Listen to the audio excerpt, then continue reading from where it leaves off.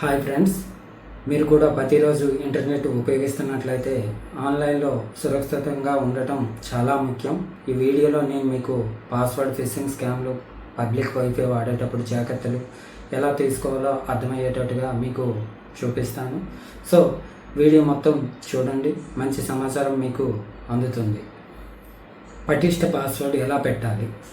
మొదట మనము పటిష్ట పాస్వర్డ్ అంటే ఏంటి? కనీసం ఈ పటిష్ట పాస్వర్డ్కి 12 క్యారెక్టర్స్ పాస్వర్డ్ అయి ఉండాలి. 12 క్యారెక్టర్స్గా ఉండాలి.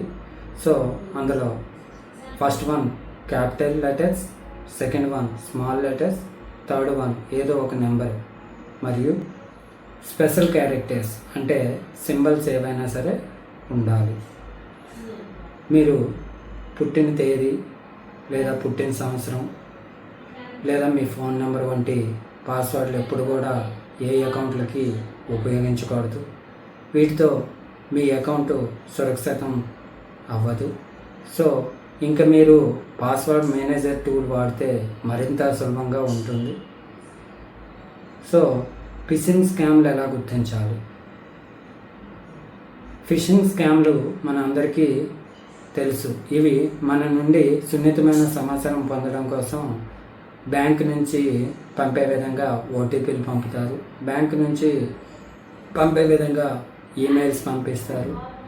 సో అటువంటివి మనం ఎలా గుర్తించాలంటే మీ అకౌంట్ ఎప్పుడు మీ అకౌంట్ బంద్ అవుతుంది లేదా మీరు కేవైసీ చేయకపోతే సస్పెండ్ అవుతుంది అనేటువంటి మెసేజ్లు ఏమైనా వస్తే మనము వాటిపైన ఎప్పుడు కూడా క్లిక్ చేయకూడదు. అటువంటి అన్నౌన్ మెయిల్స్ నుంచి కానీ టెక్స్ట్ మెసేజెస్ నుంచి కానీ ఫేక్ లింక్స్ కానీ మనం చాలా జాగ్రత్తగా ఉండాలి. ఎప్పుడు ఈ లింక్లు క్లిక్ చేయకుండా మీ బ్రౌజర్ ద్వారా అఫీషియల్ వెబ్సైట్లోకి వెళ్ళి లాగిన్ అయితే ఇంకా మంచిది. ఏ బ్యాంకు కూడా ఎప్పుడు మిమ్మల్ని ఓటీపీ అడగదు, అది గుర్తుంచుకోండి. మరి ముఖ్యంగా ఎవరు మీ పాస్వర్డ్ అడగరని గుర్తుంచుకోండి. అలాగే పబ్లిక్ వైఫైతో చాలా జాగ్రత్తగా ఉండాలి.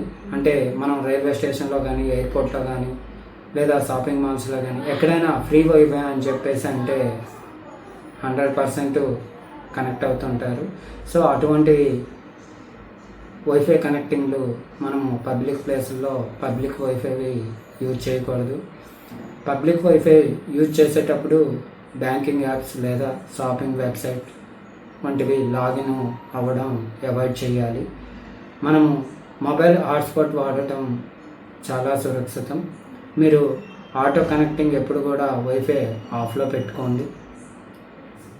కొన్ని ముఖ్యమైన ఆన్లైన్ సురక్షిత టిప్స్ నేను మీకు ఇప్పుడు చూపిస్తాను. పటిష్టమైన పాస్వర్డ్ ఉపయోగించండి. ఫిషింగ్ స్కామ్లు గుర్తించి దూరంగా ఉండండి. పబ్లిక్ వైఫై వాడేటప్పుడు జాగ్రత్తలు తీసుకోండి.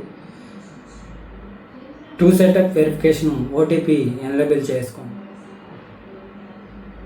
ఇలా ఆన్లైన్లో సురక్షితంగా ఉండటానికి తీసుకోవాల్సిన జాగ్రత్తలు మీకు అర్థమయ్యాయి అనుకుంటున్నాను. నేను మీకు జవాబు ఇవ్వగలుగుతాను.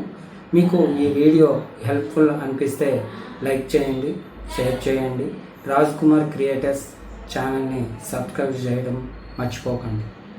Stay safe online.